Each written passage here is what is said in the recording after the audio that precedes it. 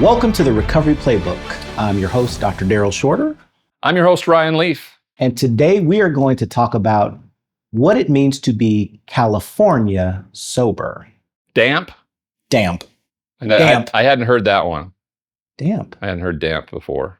I heard the California sober thing a few years back when Demi Lovato mentioned it. And it was, I happen to know Demi.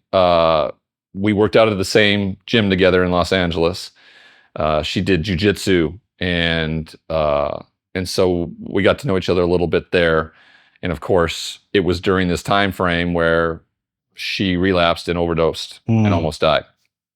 And so when she came back out and was trying to get back into recovery, this became a story because she talked about how she was California sober. Hey, I've stopped doing the substance that almost killed me, but I still, do this, that, and the other. And in previous episodes, we've talked about how in the recovery world is marijuana use being seen like. And so this is a very divisive conversation around, sober, not sober. Yeah. I am of the mindset, and you've opened my eyes to this a ton, simply because of the medical profession and the science around it, that for every person, there's a different treatment plan. Right. In my case, I don't take any sort of mood-altering substance. I see a therapist, I exercise, the food I put in my body, and water. That's my treatment plan, and it works really, really well. I know if I were to use something that wasn't discussed or wasn't talked about or wasn't part of a treatment plan with my doctor, I would know I was taking it because I needed to alter my mood. Yeah. So it's interesting. I mean, I'll tell you a secret, Ryan. Like when people come in and they are having major problems in their life as a result of substances, I secretly want for them to just be sober. Yeah. I'm like, can we just make this easy for kind of everybody involved? And you just stop using everything. You come back and see me, we'll do a little therapy, I'll prescribe a couple meds, and then bada bing, bada boom, your life will be better. Like secretly, way down deeper. Like that's what I want for people. And I recognize that people have choice and agency. This is really hard. And in fact, like my goals for somebody are actually not as important as their goals for themselves. And so maybe sometimes when people set a goal, sometimes that includes making changes to their relationship with one substance and not others. That's my work, though, to accept where people are and to try to help them get to where it is that they imagine. Yeah, meeting people where they're at. That's always, that's always difficult for anybody. I think it's easier for someone with shared experience. So for me, there's an empathy to that. And for me, a bunch of it goes into trying to still control something. Like they're in control of their recovery. Yeah. Recovery is a very selfish program in that it has to be about you and your well-being, so you'll be the best possible version for your family, for the public, for everything else. So it's really interesting. Like, your son has a flag football game, but your home group is that night during that time. You have to sacrifice seeing your son play flag football because you have to go to your meeting, because the meeting is the important piece to all of it, because that allows you to be the father that you need to be for the son. So it's a crazy dynamic around a selfish program being and becoming an unselfish person.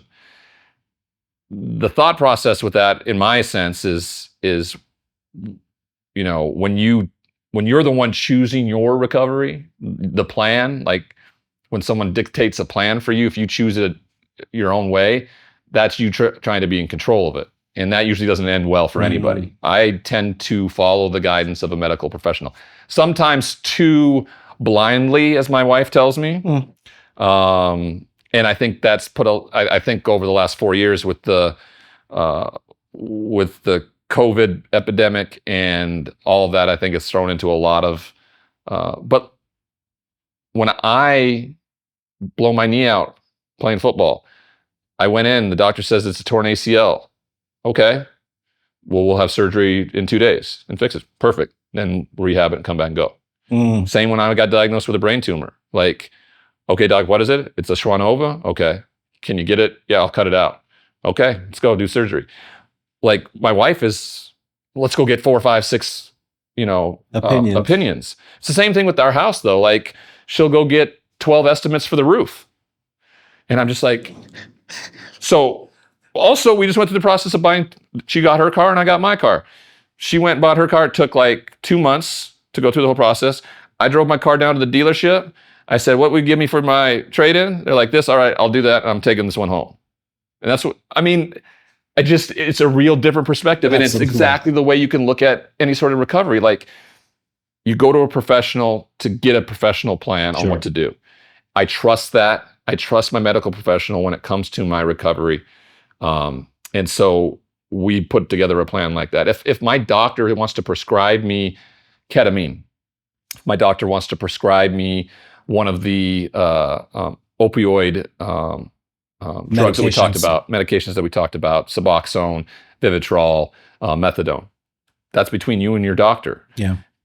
I'm never going to be judgmental for somebody to do it. Now, you watch somebody make that decision on their own, it usually lends itself to the control thing or wanting to feel different. And that's how I delineate between the two and what damp or California sober is. If somebody else is kind of bragging about it, I feel like they're almost like, hey, I'm an opiate addict, but I smoke weed now, and I'm proud of the fact that I don't do opiates anymore, and I'm that cool that I can do this. Yeah.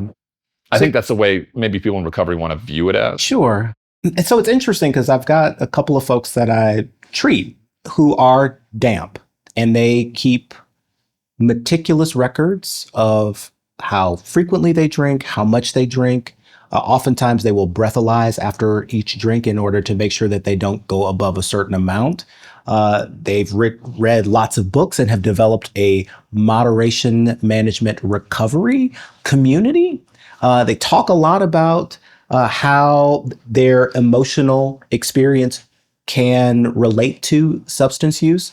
And so they don't really allow themselves to drink if they are feeling depressed or anxious or sad. So part of that kind of mood management, like, I don't want to take this as a result of trying to alter my mood. It seems like a lot of work. So it can be a lot of work. But for some people, I think the trade-off can be that they continue this relationship that they don't necessarily want to sever. And again, like you said, I'm not necessarily in the business of judging what is or is not the right choice for someone, but rather just helping them to think through, like, what is the best way to go about achieving this goal for yourself. Are they understanding of the judgment and consequence? Like, I mean, let's look at something as if one of them is a parent of mine, or if there's a significant other and there's a severed relationship that they have kids and stuff like that, and there's consequences to, hey, he had an addiction issue, still choosing to drink. So everyone is different, right? Like every circumstance is different. I think that most people don't come to me because they haven't had some sort of problem or issue in their life as a result of their relationship to substances. And after a period of abstinence, maybe 30 days or 60 days or 90 days, sometimes people are like, all right, I want to go back and try this again. We talk about the pros and the cons. We talk about the potential risks that might come from re-engaging with whatever substance or substances that they would like to go back and use. Oftentimes people go into it soberly or with a sober mind. Yeah. And in doing so, they get to evaluate and really, in some cases, do the experiment for themselves about whether or not their relationship will return to being problematic, or if they can exercise some measure of control over their substance use. It gets complicated for people. So, did you ever see the movie Grosse Point Blank? Years ago. Okay, so Cusack comes up to the conversation with the person, Minnie Driver's like, you're a hitman, and she's like, hey, you've probably done something wrong in your life if I'm here to see you. Mm-hmm. And not to say you're a hitman, but if somebody's here to see you, they've probably done something or gotten themselves in a position to need to see me. Need intervention, right? And so for me, that lends itself to the idea that my best thinking, and it's the way I proffer it to my to the audiences when I speak. My best thinking took me to a prison cell. Mm-hmm. So I don't make the proper choices, and I need help and guidance with that. Now, ultimately, I have this board of directors, the people who are my mentors. There's about 5 of them, and I go to them with. I am ultimately the chairman of that board, mm-hmm. So the decision is ultimately mine. But I tell you right now, if it comes back, 5-0, 4-1, 3-2 in a dissenting view of where I thought I should go, mm-hmm. I go in the direction of their board suggestion, because of my learned experiences. And so, again, that works for me, and it may not for anybody else. So this is a judgment-free podcast. This is an educational podcast. And it's important to understand for those that are going through any sort of treatment and treatment plan that this is done correspondingly with your physician. Absolutely. And we get to talk on a regular basis about like the risks that can be associated with continued substance use in the context of being damp or California sober.